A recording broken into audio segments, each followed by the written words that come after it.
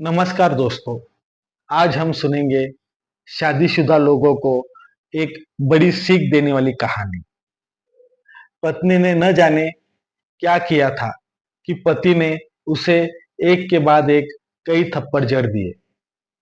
हमेशा हर सिचुएशन को शांति से हैंडल करने वाली पत्नी भी इस बार इतनी अशांत हो उठी कि उसने अपनी चप्पल ही निकालकर पति की ओर दे फेंकी। चप्पल पति के बालों को छूते हुए निकल गई। ये किस्सा यहीं पर खत्म हो सकता था, मगर पति ने इसे अपनी मर्दानगी का विषय बना लिया और बात बद से बदतर होती गई। रिश्तेदारों ने भी आग में घी का काम किया। किसी ने कहा, जो औरत अपने पति को चप्पल से मार सकती है, वो ना ही तो वफादार हो सकती है और ना ही पतिव्रता। ऐसी औरत परिवार ही नहीं, पूरे समाज पर कलंक की तरह है। बीवी के पक्ष वाले कहाँ पीछे रहने वाले थे। किसी ने कहा, 21वीं सदी में भी जो स्त्री के साथ मारपीट करते हैं, उन्हें तो जेल भेज देना चाहिए। तो कोई कहता, जरूर उसको कोई और पसंद आ गई होंगी, इसलिए अब पत्नी से मारपीट करने लगा है। बात कोई कोर्ट तक पहुंच गई। दोनों पक्षों ने एक दूसरे के खिलाफ केस फाइल कर दिया। पति ने चरित्रहीन होने का तो पत्नी ने दहेज और शारीरिक उत्पीड़न का आरोप लगाया। 2 वर्षों से अधिक समय के लिए केस चला था। इन 2 वर्षों के दौरान दोनों पति पत्नी अलग अलग रह रहे थे। इन 2 वर्षों के दौरान दोनों पक्षों के समर्थकों की संख्या कम हो गई थी।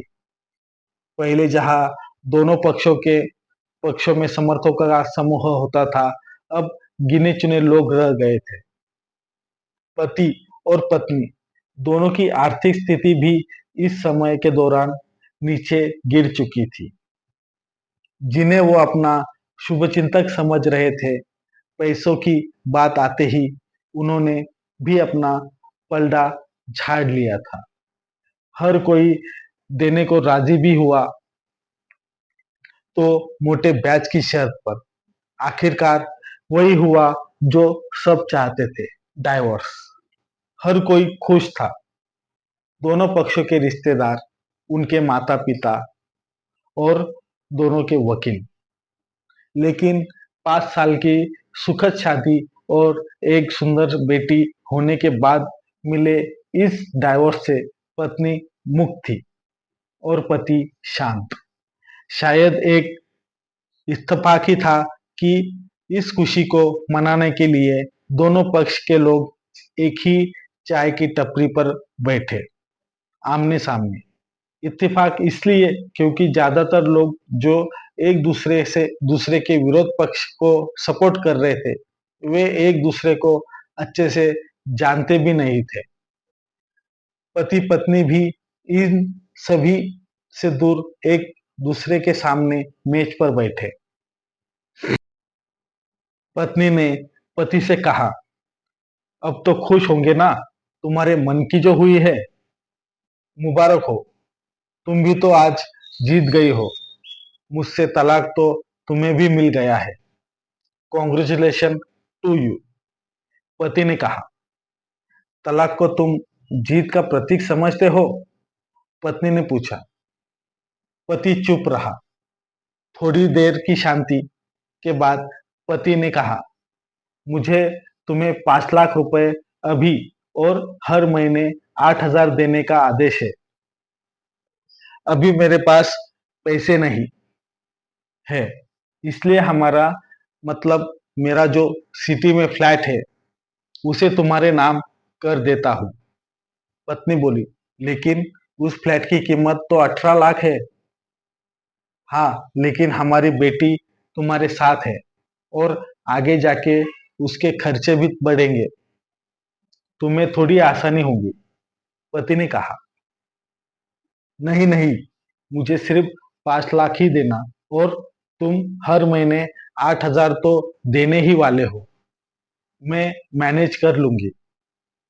अगर 5 लाख नहीं है तब भी कोई बात नहीं, पत्नी बोली। दोनों फिर से शांत हो गए।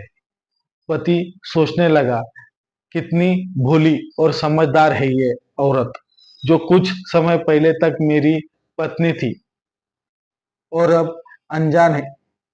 ये वही है जो कम से कम खर्चे में घर चलाती और पैसे बचाकर मेरे जन्मदिन और बर्थडे पर हमेशा मेरे लिए नए कपड़े खरीद लाती। कभी बीमार भी हो जाती तो पैसे बचाने के लिए मुझे मालूम न होने देती और घरेलू नुस्खों से अपना इलाज कर लेती। मगर घर में कोई और बीमार होता तो तुरंत डॉक्टर के पास लेकर जाती। मेरी ही मति मारी गई थी। मैं ही अपनी झूठी मर्दानगी के चक्कर में इतनी बड़ी गलती कर बैठा।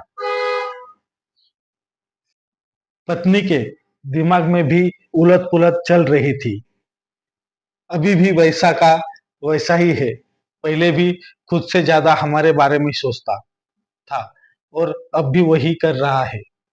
ये वही आदमी है जो मुझे एक्सीडेंट से बचाने के लिए खुद मोटरसाइकिल के आगे कूद पड़ा था और अपनी उंगली तुड़वा बैठा था। पता नहीं कौन सी मनहूस घड़ी में झगड़ा कर बैठी। पति ने मौन तोड़ते हुए पूछा, अब तुम्हारे कमर का दर्द कैसा है? ज्यादा तकलीफ तो नहीं होती? पत्नी हल्का सा मुस्कुराई और बोली, अभी भी होता है। अब तो पेट में भी क्रैम्प उठते हैं। वो तो होगा ही। तुम योगा या कसरत भी तो नहीं करती हो। अब किसी गायनोकोलॉजिस्ट को जरूर दिखा देना, पति ने कहा। तुम बताओ, तुम्हारा अस्थमा कैसा है अब? क्या अब भी दौरे पड़ते हैं? पत्नी ने पूछा। हाँ, पड़ते हैं, पहले से ज्यादा, क्योंकि अक्सर इन्हेलर भूल जाता जाया करता हूँ। याद दिलाने के लिए तुम जो नहीं हो अब, पति बोला। पत्नी के आंखों में आंसू आ गए। वो बोली, तुम्हें मेरे चरित्र पर सवाल नहीं उठाने चाहिए थे, तो ये परिस्थिति आती ही नहीं। हाँ, मैं जानता हूँ, तुम बहुत अच्छी हो। मुझसे गलती हो गई, बहुत बड़ी गलती। मैं लोगों के बहकावा में आ गया था, पति बोला। तुमने भी तो मुझ पर दहेज का इल्जाम लगाया था, वो बोला। गलत था और इस बात का मुझे भी पछतावा हुआ, पत्नी ने कहा। पति कुछ कहना चाह रहा था, लेकिन हिचकिचा रहा था। पत्नी ने पूछा, कुछ कहना चाहते हो? वो बोलो। क्या सब पहले जैसा नहीं हो सकता? क्या मतलब? पत्नी बोली, मतलब कि हम फिर से पहले की तरह पति पत्नी बनकर सच्चे दोस्त बनकर नहीं रह सकते? पति बोला। पर ये डाइवोर्स के पेपर दिखाते हुए पत्नी ने कहा, फाड़ देते हैं। पति ने अपने पास रखे डाइवोर्स के पेपर फाड़ते हुए कहा। पति ने पत्नी ने भी अपने पास रखे पेपर फाड़ दिए। सभी हैरान थे, वकील, रिश्तेदार और माँ बाप। पति पत्नी दोनों एक दूसरे के साथ हाथ में हाथ पकड़े अपने घर की तरफ चले गए। दोस्तों, ये कहानी उन हर पति पत्नी के लिए बड़ी सीख है जो छोटी छोटी बातों पर लड़ते हैं और इन झगड़ों को बड़ा बनाने अलग होने का डिसीजन लेते हैं। प्यार और झगड़ा तो एक सिक्के के दो पहलू है, पहलू की तरह है। दोनों को स्वीकार करना होगा, तभी ये पवित्र रिश्ता उसकी मंजिल तक पहुंच जाएगा। धन्यवाद।